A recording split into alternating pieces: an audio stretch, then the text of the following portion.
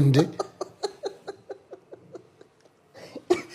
የለሁም እያልኩ ሃይማኖትም እንደትለኛለህ እኔ እኮ ራሴ የለሁም በራሴ የለሁም ራሴ ለራሴ ከራሴ የለሁም እንዴት የለውም ማለት ስላለህ አይደል እንደ ሰምተኸኝ እየመለስክልኛለሁ የለውም በህልም ነው በድሪም ነው አሁን በህልም ነው እያወራኸኝ በህልማችን ነው እያወራኸኝ እንዴ ምን አይነት ዕውቀት ነው የእውነት ዕውቀት ነው ምንድነው እኔ እንግዲህ ምነግርህ እንግዲህ ባለፈው ዛሬው ታበቀት እንዳልከው ያወራነው ወሬ አለ ኦሎስ ይሄ እያንዳንዱ ዳርዳሩን ይነካክተነዋል አሁን ምነግርህ ነገር ማለት 100% እውነት ነው ለኔ አይደለም እውነት ለሁሉም እውነት ነው በቃ ህልም ነው ህልም ሆኖ ስላላወቀ ነው ህልም ሆኖ የምታውቀው እኮ ሰብጀክቲቭ ነው ለአንተና እኔ እውነት እኮ ሰብጀክቲቭ ነው አንድ ነገር የምናየው ይሄ ስለዚህ ቴሌቪዥን ያለውን ግንዛቤ ተመሳሳይ ነው 8 ቢሊዮን ህዝብ ታመጣው ስለዚህ ቴሌቪዥን የሚለው አይቶ ተመሳሳይ ነገር አይተን ምንለው የተለያየ ነገር አንዳንዱ ዋጋ ሊሆን ይችላል ኮንሰርን ነው አንዳንዱ ማርኩ ሊሆን ይችላል አንዳንዱ ሳይዙ ሊሆን ይችላል ለእውነት ከሆነ እኮ አንድ ለኩም ነው በአንተ ጉዳይ ላይ 8 ቢሊዮን ህዝብ ጥያቄ በጠይቀው አሁን ኮሽነር በለክለት የተለያየ 8 ቢሊዮንም ይለያያል አንድ ሊሆን ይችላል ለምን እውነት ከሆነ አንድ አይሆንም እንዴ ፍልስፍና የምትለው እኮ የተለያየ በአንድ ጉዳይ ላይ የተለያየ ሐሳብ ሲያላዝኑ መዋል ሃይማኖት ማለት እኮ በአንድ ጉዳይ ላይ የተለያየ ሚሊዮን ነገር ሲያላዝኑ መዋል ሳይንስ ማለት እኮ በአንድ ጉዳይ ላይ የተለያየ ነገር ሲያላዝኑ መዋል ለምን ይለያያል ስለዚህ አሁን እኛ የምናውቀው እግዚአብሔር ይሄ ለምሳሌ ጀነሲስ 1:26 ላይ ኑ ሰውን በመልካችን እንደምሳሌችን እንፍጠር ይላል ሰውም አለ ኑ እግዚአብሔርን በመልካችን እንደምሳሌችን እንፍጠር አለ ሰውም እግዚአብሔርን በመልኩና በአምሳሉ ፈጠረው ብዬ ነው ሰው እግዚአብሔርን ፈጠረ አሁን ሰው የሚያመልከው የፈጠረው ነው እግዚአብሔር ነው ራሱ ፈጥሯል ህንዳዊ ራሱን በራሱ መልክ ፈጥሯል አረቡ በራሱ መልክ ሙሐመድ በራሱ መልክ ፈጥሯል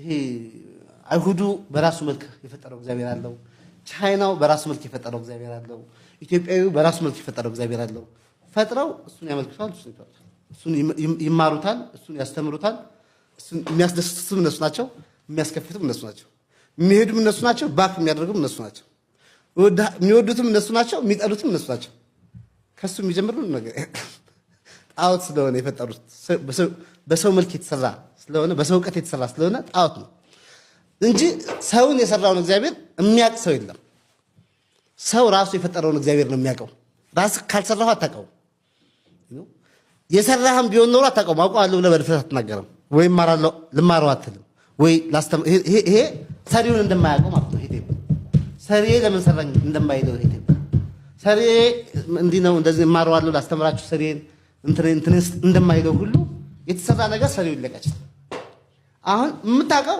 የሰራው ነው ጠፍጥፋ የሰራው ምንድነው ሰው ነው እግዚአብሔርን የሰራው ወይም ፈጣሪውን የሰራው ያ አሁን አንተ የተማርከው እግዚአብሔር አይደል ሰዎች ጽፈው የሰጡን አንድ በመንፈስ ቅዱስ ደግሞ ምን ረዳው በውስጣችን ያለ ክርስቶስ ደግሞ አለ በእኛ የሚመሰክርልኝ መንፈስ አለ እኔ የፈጠርኩት እግዚአብሔር የለም አሁን እሱ ኤክስፒሪየንስ ካለ ስታትስ ጉድ ግን ምንድነው አጠቃላይ ሰውን ስታየው እንደዛ አይመስልም ሃይማኖቶችን ስታያቸው የተፈጠረላቸውን እግዚአብሔር በጽሁፍ ያገኙትን እግዚአብሔር እንጂ የኤክስፒሪየንስ ምክንያቱም ያው ሮሜ የቀመሱት ያዩት ምናምን ቴስት ያደረጉት ኤክስፒሪየንስ ያደረጉት እግዚአብሔር እኮ መጽሐፍ ቅዱስም ይላል ሰው እምነት ከመስማት ነው መስማትም በእግዚአብሔር ቃል ነው አይደለ ግን ስለዚህ ከእግዚአብሔር ቃል አንፃር ሰዎች ይሰማሉ ይማራሉ ደግሞ ሰው ያላስተማሪ እንዴት ዕውቀትን ያውቃሉ ሰዎች አይ በዛውም ልክ እኮ አሁን ለምሳሌ ጳውሎስ እኛ የምንመሰክረው የቀመስነውን ያየነውን ነው ምናምን እና ደግሞ ልጆች ከእግዚአብሔር የተማሩ ይሆናሉ እንጂ ከሰው የተማሩ ይሆናሉ አይደለም ኦፍ ኮርስ ከእግዚአብሔር የተማሩ ይሆናሉ ምንም ጥያቄ የለውም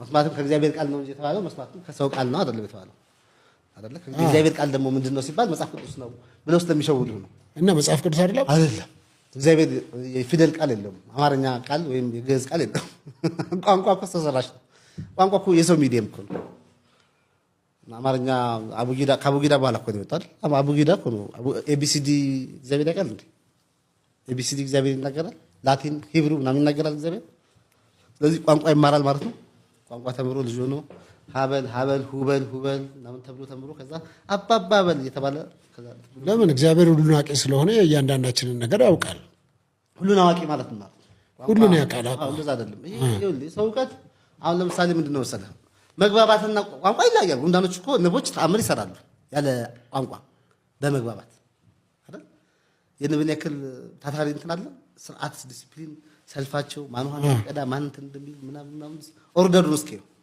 ያ ኦርደር እኮ ኮሙኒኬሽን ግን ሊያወሩም ይችላል ይሆናል አይታወቅም እኮ የፈጠሩት ቋንቋ የለም ዞሮ ቢያወሩም በተፈጥሯቸው በተፈጥሯቸው እኛ ግን ፈጥረን ነው የምናወራው እኛ እኮ ፈጥረን ማውራታችን ነው ለየት የሚያደርገው አይ ሱማ ሳታወራ ትግባባለህ እኮ ለምሳሌ መኪና የሚያሽከረክር ሰው የግራ ፍሬቻ ሲያበራ ወደ ግራ ልታጠፍ ነው ይልሃል ከኋላ ላለው ምልክት ይሰጣል ትግባባለህ በምልክቶች ትግባባለህ ግን እስቲ እነሱም ተፈጥሮ አይደሉም አሁን ሰው ከተፈጥሮ ወጥቷል ከተፈጥሮ ሲወጣ ሲሙሌሽን ውስጥ ገባ ምንድነው መሰለህ አሁን እኛ ራሳችንን ሶርስ ያደረገ ለምሳሌ እምነትን ራሳችንን አሁን እንግዲህ አስበው እሸቱንም ይዘው ትሞታል እሷም ማሽናት እሸቱንም ይዘው ስለምትሞት ግን ከመሞቱ በፊት እውነት አሁንም ይሄን ነገር ማስተካከለው ከሆነ መቁጠሪያ ይጣል ገና በምህላ ልንጠይቅ መቤታችን ስላድኖ አውጥተን ፍረጅ አንቺ ፍረጅ በመቃናቸው ላይ ቀብተው ሞት ሲያልፋቸው እንመለከታለን። አሁን ወደ አዲስ ኪዳን ስንመጣ የኢየሱስ ደም ነው የበጉ ደም የእግዚአብሔር በግ ተብሎ የተጠራው የኢየሱስ ደም ሞት እንዳያገኘን የሚሸፍነን የሱ ደም ነው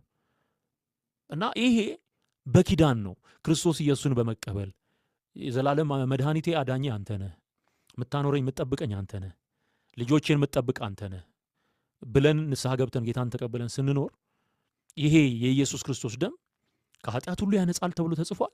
ደግሞ የፕሮቴክሽን ኪዳን አለው።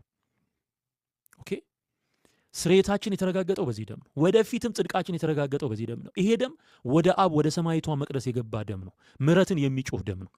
ምሕረት ይጮሃል ይላል የዕብራውያን ምዕራፍ 12 ላይ ከአቤል የሚሻለውን ወደሚናገር ከአቤል ደም ይልቅ የሚሻለውን ወደሚናገር የመርጨት ደም ተብሎ ተጠርቷል።